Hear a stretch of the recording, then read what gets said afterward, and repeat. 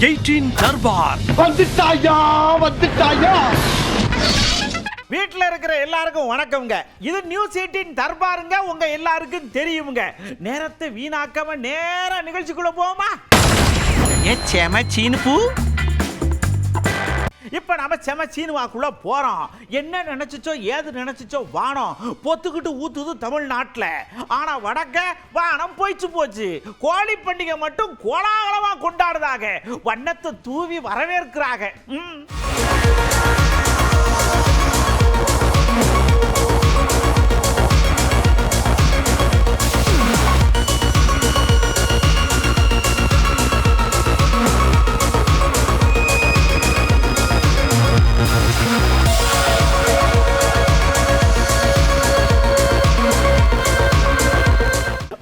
வண்ணத்தை பார்த்த உடனே வகதொகை இல்லாம காலெல்லாம் டக டக டக ஆடும் போல் இருக்கு. பாசகக்காரங்க மேடை ஏறி மடிச்சு கட்டி ஒரு குத்தாட்டம் போட்டா வண்ணம் வரிசையா போச்சு.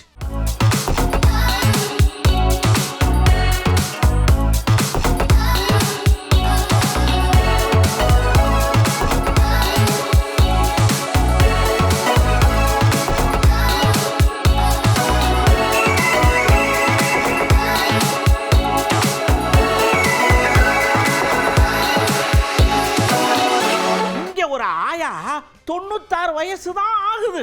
அந்த ஆயாவுக்கு ஆட்டத்தில் அபிநயம் பிடிக்கிறதுல எனக்கு மிஞ்சி யாரும் இங்க கிடையாதுன்னு ஆடி காட்டியிருக்காங்கன்னா பார்த்துக்கிடுங்க.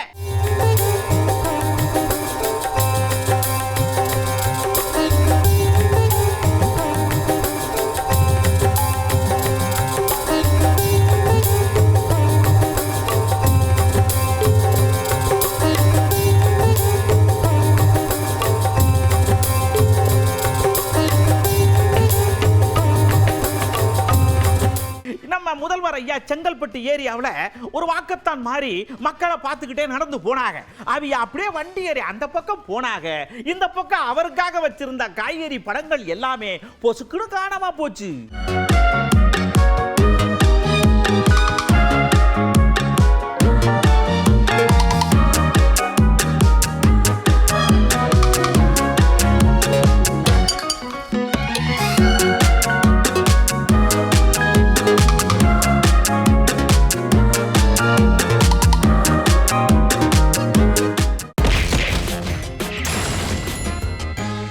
இப்போ நேரா நாம என்ன பண்றோம், கவுண்டர் அட்டாக்குள்ள சடக்குன்னு நிக்கிறோம். தர்மேந்திர பிரதான் ஐயாவுக்கு நேரத்தில் நம்ம முதல்வர் ஒரு மல்லு கட்டுற மாதிரி ஒரு விஷயம்.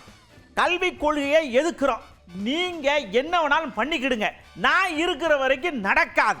நீங்க என்ன சொன்னீங்களோ அதை மாத்தி மாத்தி பேசுறீங்க. நல்லால கட்டன் ரேட்டா சொல்லிட்டாரலாம். என்ன மும்மொழி கொள்கைய, அதாவது இந்தி சமஸ்கிருதத்தை ஏத்துக்கிட்டாதான் தமிழ்நாட்டுக்கு தர வேண்டிய 2000 கோடி ரூபாயை தருவோம்னு திமிரா பேசுகிறார். யாரு? ஒன்றிய அமைச்சர் தர்மேந்திர பிரதான் அவர்கள். அவங்க தேசிய கல்விக் கொள்கை என்ற பேர்ல புகுத்துற கொள்கை என்னன்னு கேட்டீங்கன்னா, தமிழ்நாட்டுடைய கல்வி வளர்ச்சியை மொத்தமா அழிச்சு ஒழிச்சிடணும்.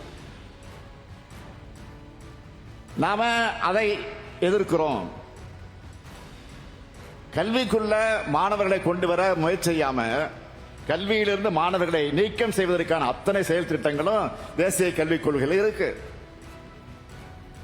கல்வியை தனியார்மயமாக்குறது, பணக்காரர்களுக்கு மட்டுமே உயர்கல்வியின் நிலையை ஏற்படுத்துறது,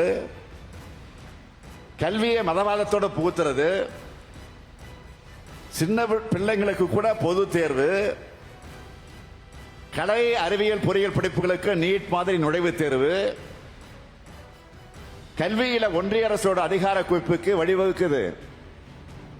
இப்படி நிறைய இருக்கு. இதையெல்லாம் பார்த்துத்தான் தேசிய கல்விக் கொள்கையை ஏற்க மாட்டோம்னு உறுதியா சொல்றோம். ஆனா இதையெல்லாம் ஏத்துக்கிட்டாதான் உங்க நிதி உங்க கைக்கு வரும்னு பிளாக்மெயில் பண்றார். யாரு? ஒன்றிய கல்வி அமைச்சர் தர்மேந்திர பிரதான் அவர்கள். அதனால்தான் நான் ஏற்கனவே உறுதியா சொன்னேன், திட்டவட்டமா சொன்னேன், அழுத்த திருத்தமா சொன்னேன். 2000 கோடி இல்ல, நீங்க 10,000 கோடி தந்தாலும் உங்களுடைய நாசகார நாக்பூர் திட்டத்தை ஏத்துக்க மாட்டோடு திட்டவட்டமாக நான் சொன்னேன். அடுத்து ஒண்ணு நம்ம முதல்வர் ஐயா சொன்னாரு, இங்க இருந்து போன மக்களால் தேர்ந்தெடுக்கப்பட்ட திமுக எம்பிக்கள் இருக்காங்கல்ல, அவங்க சும்மா லாலே லாலேன்னு பாட்டு பாட போல வார்த்தைகளை அம்புகளாக்கி அப்படியே வில்லாக தொடுத்து சர்ரு சர்ரு சர்ரு சர்ரு எரிஞ்சா வலிக்கத்தானே செய்யும் அப்படின்னு சொல்லிட்டார்லா. தமிழ்நாடு இவங்களுடைய சதிகளுக்கு எதிராக விடாம போராடுறத தாங்கிக்க முடியாத நேற்று தர்மேந்திர பிரதான் என்ன பேசி இருக்கிறார் பாராளுமன்றத்தில்? தமிழ்நாட்டை சார்ந்தவங்க நாகரிகம் இல்லாதவங்க, அராஜகவாதிகள்னு நாடாளுமன்றத்தில் நாவடக்கம் இல்லாம பேசி இருக்கிறார். ஆனால் பேசி அரை மணி நேரத்தில் அவர் பேசினதை திரும்ப பெற வச்சிருக்காங்க நம்முடைய தமிழ்நாட்டு எம்பிக்கள். அவங்களுடைய போர்க்குரலுக்கு என்னுடைய வாழ்த்துக்கள் இந்த மேடையின் மூலமாக உங்களின் சார்பிலே நான் தெரிவித்துக் கொள்கிறேன். மானம் அவன் கேட்ட தாலாட்டு, மரணம் அவன் ஆடிய விளையாட்டுன்னு எழுதினார் யாரு? நம்ம தலைவர் கலைஞர் அவர்கள். அந்த தலைவரை கலைஞருடைய வாரிசுகள் நாங்கன்னு நம்ம எம்பிக்கு நாடாளுமன்றத்தில் காட்டிட்டாங்க. அது மட்டும் இல்ல, அதிமுக உறுப்பினர்கள் போல பாஜக அரசுக்கு லாலி பாடிக்கிட்டு இல்லாம தமிழ்நாட்டின் உரிமைக்கு யாருக்கும் பயப்படாம போராடுவோம்னு நிரூபிச்சிருக்கிறாங்க. 40 பேர் போய் என்ன பண்ணாங்கன்னு கேட்டவங்களுக்கெல்லாம் நேற்று சரியான பதில் கிடைச்சிருக்கு. இதோ போர்க்குணத்தோடு தமிழ்நாட்டுக்காக போராடுவோம், இதே பொறுப்புணர்வோடு மக்களாட்சியை நடத்துவோம். அடுத்து ஒரு ஐயா ரொம்ப அழகான பாயிண்ட் சக்குன்னு எடுத்து வச்சாரு.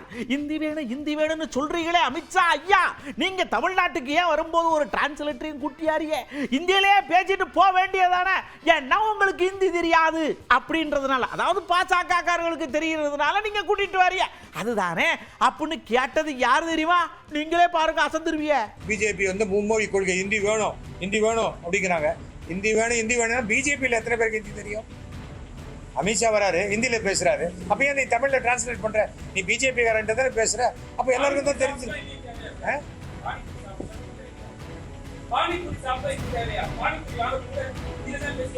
இல்லைங்க, பானிபூரி வாங்குறதுக்கு ஹிந்தி தேவையில்லை. அது வந்து விற்கிறவன் தான் கத்துக்கணும், வாங்குறவங்க கத்துக்க வேண்டாம். எனக்கு அது வேணும்னு கேட்டா கொடுத்துருக்கோம். ஜப்பான் போறோம், ஜப்பான்ல ஒய்ஜி மகேந்திரன் பொண்ணு கொஞ்சம் அவங்களாம் அறகுறைங்க. ஏதோ அவங்களுக்கு இருக்கிற கஷ்டத்துக்கு அங்கேயும் வந்து யார் காப்பாற்றுவாங்கங்கிற பேரில் அவங்கள குஷிப்படுத்துறதுக்கு பேசுகிறாங்க. ரொம்ப சின்ன பொண்ணு, ஏதாவது சின்ன பொண்ணு, என் பொண்ணு வயசு, அதனால அதுக்கெல்லாம் பதில் சொல்ல வேண்டிய அவசியம் இல்லை. அவங்கள வந்து அரசியலில் யாருமே பொருட்படுத்துறது. அடுத்து இந்த ஐயா தான் இன்னொரு விஷயத்தை சொன்னாரு. ஐயா, நான் தேடி தேடி தேடி பார்க்கிறேன், சாதி வெறி சரசர சரசரன்னு இருக்கிற ஒரு கட்சி எதுன்னு பார்த்தா கடைசியில் அது பாஜக தான் கண்டுபிடிச்சிருக்காருங்க. ஜாதி வெறி மிக அதிகமாக உள்ள ஒரு இடம் தமிழக பிஜேபி. அங்க ஒரு பிராமணர்கள் கூட இல்லை, அத்தனை பிராமணர்களையும் வழிச்சி எழில எரிஞ்சிட்டார் அண்ணாமலையும் கேசவ விநாயகம். யார் நமக்கு நல்லது செய்கிறார்களோ அவர்களுக்கு ஆதரவு தெரிவிச்சுட்டு போங்க, அதானே முக்கியம். அதை விட்டு என்ன? அடுத்து நம்ம அதே ஐயா இன்னொரு விஷயத்தை சொல்லியிருக்காரு. இங்க இருங்க, தமிழக முதல்வர் எப்படி ஆட்சி பண்ணணும், என்ன பண்ணக்கூடாது, நீங்க டியூஷன் எடுக்கப்படாது. எங்களுக்கு தெரியும், முதல்வர் ஐயாவுக்கு தெரியும் என்ன பண்ணணும் ஏது பண்ணணும்னு. சின்ன வயசுல இருந்தே அரசியல்ல வந்தவருங்க, என்ன நினைச்சுக்கிட்டு இருக்கீங்க போங்கன்னு அப்படியே சடசடன்னு எழுதி கொடுக்காம பேசி விட்டார்லாம். சிறுபான்மையர் அமித்ஷா தான் சொல்லுங்க, சிறுபான்மையரை நம்பி அரசியல் பண்ணக்கூடாது. அப்படி பெரும்பான்மையினார இந்துக்களை ஜாதி எல்லாத்தையும் எல்லாம் ஒற்றுமையாக்கி சமமா நடத்துங்க. அப்ப ஏன் சிறுபான்மையர்கிட்ட இவங்க போறாங்க? நீ சமமாக நடத்தலைங்கிற காரணத்தினால தானே இவங்க போறாங்க. எல்லாருக்கும் ஒரு கொள்கை இருக்கு, உங்க அரசியலை நீங்க பண்ணிக்க. ஸ்டாலின் எப்படி அரசியல் பண்ணணும்னு அமித்ஷா சொல்ல வேண்டிய அவசியம் இல்லை, முருகனும் சொல்ல வேண்டிய அவசியம். உங்களால இங்க ஒரு கவுன்சிலர் சீட்டு கூட ஜெயிக்க முடியலையே. அப்படி இருக்கும்போது எதுக்கு பேசுறீங்க? முதல்ல பூத் அமைக்க பாருங்க. இந்த வெறும் வாட்ஸ்அப் காலை வச்சுக்கிட்டு மிஸ்டு காலை வச்சுக்கிட்டு ஒன்றுமே பண்ண முடியும். உசாரையா உசாருக்குள்ள நாம போறோம், உசாரா இருங்கன்னு சொல்றோம். ஒரு புள்ளைய எப்படி பாதுகாக்கணுங்கிறதுக்கு இது ஒரு உதாரணம். அங்க இருந்த புள்ளைய கவனிக்காம அவுகாட்டுக்கு இருந்திருக்காங்க. புள்ள நடந்து போய் தொட்டியில் விழுந்துருச்சு. பக்கத்தில் இருந்த பெரியவர் பார்த்து காப்பாத்தி இருக்கிறாங்க.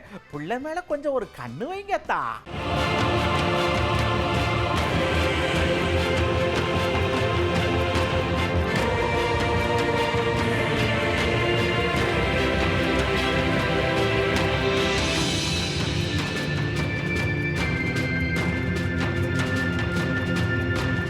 அடுத்து பாருங்க, தவக்கிறம் போது அம்மா கையை பிடிக்க வேண்டியது, தாவும் போது அப்பா காலை பிடிக்க வேண்டியது, பள்ளிக்கூடம் போகும்போது பஸ் படிக்கட்டில் பிடிச்சி தொங்க வேண்டியது. இதுதான் இவங்க பண்ற அட்டூழியம்னு கடலூர் பசங்க நிரூபிக்கிறாங்க. பண்ணாதியப்பா.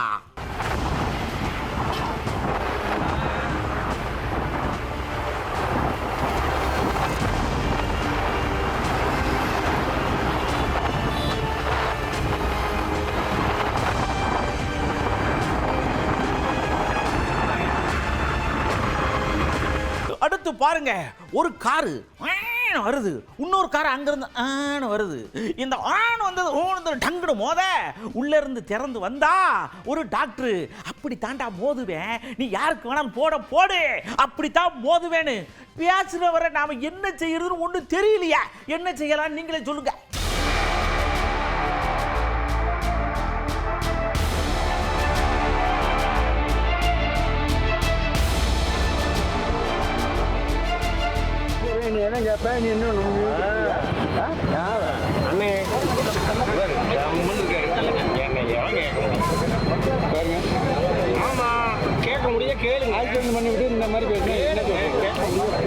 அதாவதுங்க, ஒருத்தருக்கு ஒரு பொருளை பார்க்கும்போது காண்டாச்சுன்னா ஒன்று அடைக்கணும், இல்லைன்னா தூக்கி தூர போட்டணும். அந்த மாதிரி ஊப்பியில் ஒரு தம்பி ஹெல்மெட்டை போட்டு நடந்து போயிட்டு இருந்திருக்கா. அப்படி என்னடா அப்படின்னு கேட்டா, போய் சடக்குன்னு அங்கே இருக்கிற வண்டியை கொளுத்தி விட்டு ஓடிட்டா. அப்படி மூஞ்சி தெரியப்படாதான், ஹெல்மெட்டை போட்டு கொளுத்தி விட்டுருக்கா. அப்படி டேய், ஏடா இப்படி பண்றீங்க?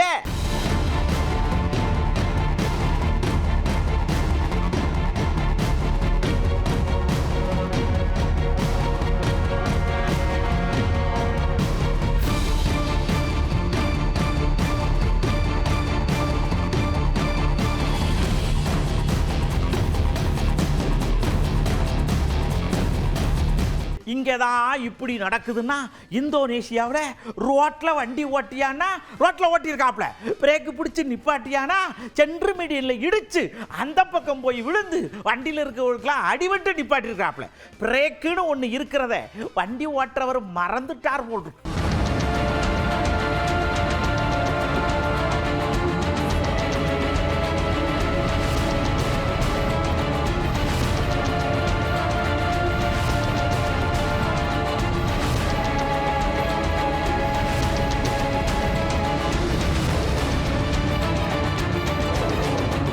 இப்படி ரோட்ல தான் அநியாயத்துக்கு பண்றாங்கன்னா, மால்ல எக்ஸலேட்டர் மடன்னு பின்னாடி வந்து முன்னாடி போனவங்கெல்லாம் பதறி போய் கீழே விழ என்ன நடக்குதுன்னு தெரியறதுக்குள்ள எல்லாரும் கீழே விழுந்தாச்சு. எக்ஸலேட்டரை ஏயா இப்படி பண்ணி வச்சிருக்கியே அப்படின்னு கேட்காங்க.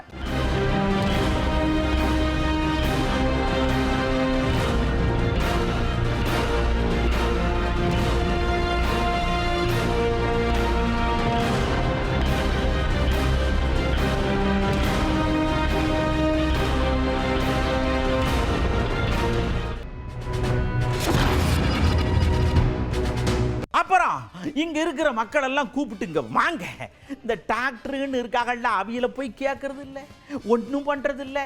நேரா போய் யூடியூப்ல போய் டாக்டரை ஓப்பன் பண்றது, அங்க அவிய ஏதாவது சொன்னா அதை ஃபாலோ பண்ணி கப்பன் பண்ணி உசுர விட்டுறது. ஏன் இப்படி பண்றீங்க அப்படின்னு தான் கேட்டோம். பதிலு மழை வெயிட் லாஸ் ஆன மாதிரி ஆகுது இல்ல. இந்த கேரளாவில் இந்த டயட்னால அந்த பெண்ணு வந்து டயட்டை மெயின்டைன் பண்ணுறேன்னு யூடியூப்பை பார்த்து தண்ணி மட்டுமே குடிச்சு டயட் இருந்து இறந்து போயிருக்கிறாங்க.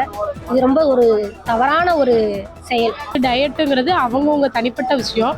இன்னும் அடுத்தவங்க நம்ம எதையாவது ஒன்று சொல்லிட்டு போகிறாங்கங்கிறதுக்காக நம்ம அதை கேட்டுட்டு அதை செய்யக்கூடாது. இன்னைக்கு உடம்பு கொஞ்சம் குண்டான உடனே ஏதோ ஹெர்பல்ங்கிற ஒரு லைஃபுக்கு போகிறாங்க, அப்புறம் தண்ணி குடிக்கிறேங்கிறாங்க. ஒருத்தங்க வெறும் அசைவ உணவை மட்டும் 24 மணி நேரம் சாப்பிட்டு உடம்பை குறைக்கிறேங்கிறாங்க. யாருக்காகவும் யாரும் மாற தேவையில்லை. வேணுமா சாப்பாட்டோட லெவலை கொஞ்சம் குறைச்சிட்டு உடம்பு நல்லா ஃபிட்டாக வச்சுக்கணும்னு நினச்சிங்கன்னா அது மட்டும்தான். ஹைட்டுக்கு ஏற்ற வெயிட் மெயின்டைன் பண்ணணுங்கிறது வந்து இயற்கையாக எல்லாரும் மெயின்டைன் பண்ண வேண்டிய ஒரு விஷயம்தான்.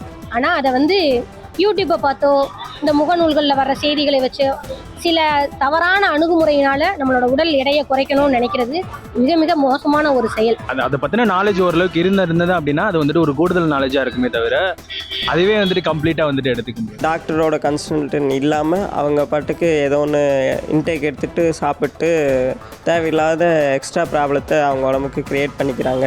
ப்ராப்பராக ஜிம் போய் இல்லைனா ஒரு டயட்டிஷியன் ஃபாலோ பண்ணி அவங்க பண்ணியிருந்தா இட் வுட் பி பெட்டர். ஒரு 5 இயர்ஸ் முன்னாடி வந்து இதை வந்து நான் அனுபவிச்சிருக்கேன்.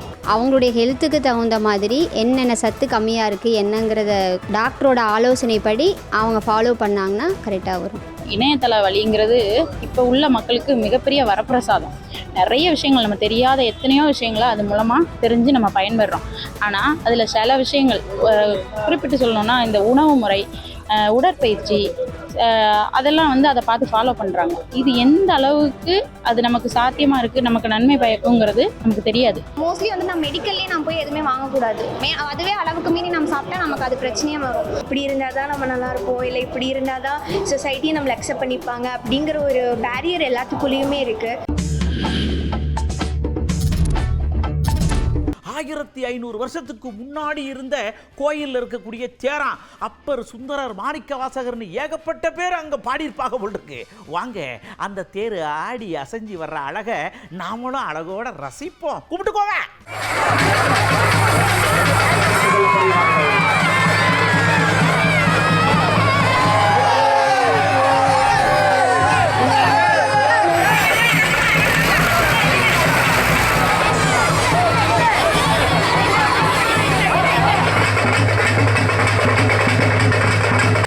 மாதிரி கள்ளக்குறிச்சியிலையும் கோவில் திருவிழா நடக்குங்க. மண்டேல வெயில் மசானம் கொள்ள ஆடுது, அத்தி புழக்குதையா. உடனே பார்த்தாக நம்ம இஸ்லாமிய சகோதரர்கள் சடக்குன்னு மோர கொண்டா, கூழ கொண்டா, தண்ணிய கொண்டா, குடியான்னு சொல்லி கொடுக்க இப்போ டாப் க்ளோஸ் ஆகி சந்தோஷமா சாமி கும்பிட்றாள்ல.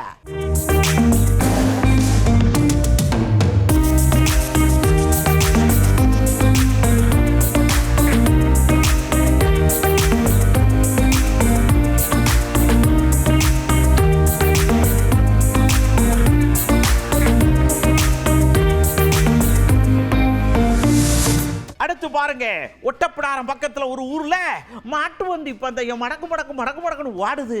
என்னன்னா ஏதோ பிறந்த நாள் விழாவா. என்ன பிறந்த நாள் விழாவா இருக்கும் நமக்கு? அது எதுக்கு?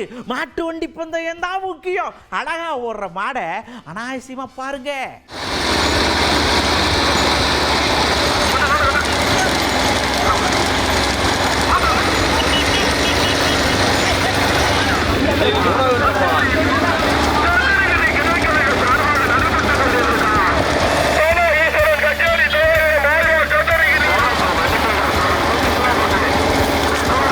நீங்க பார்த்த தர்பார்ல எல்லா விஷயம் உங்களுக்கு பிடிச்சிருக்கு இல்லையா? கண்டிப்பா இந்த உஷாரில் இருக்கக்கூடிய குழந்தைகள் பாதுகாப்பு கவனத்தில் வச்சுக்கிடுங்க. மெய் மறந்து இருக்காதியா, இருக்காதிய. அடுத்த தர்பார்ல மற்றும் ஒரு நிகழ்ச்சியில உங்களுக்கு ஏகப்பட்ட விஷயத்தோட நான் வந்து உங்களை பார்க்கிறேன். அதுக்கு முன்னாடி வழக்கம் போல சொன்னதான், உள்ள கடுகளா மழை பெய்யுது, புயல் அடிக்குதுன்னு சொல்லி படிப்புல கோட்டை விட்டுறாதிய. பரீட்சை எழுதுங்க, படிங்க, பாஸ் ஆகுங்க, நல்ல மார்க் வாங்குங்க. அடுத்த நிகழ்ச்சியில சந்திக்கிறேன். உங்களிடமிருந்து அன்போடு விடைபெற்றுக் கொள்வது உங்கள் அன்பு நண்பன் எழில். வணக்கம் மக்களே. 18 தர்பார் வந்துட்டாயா.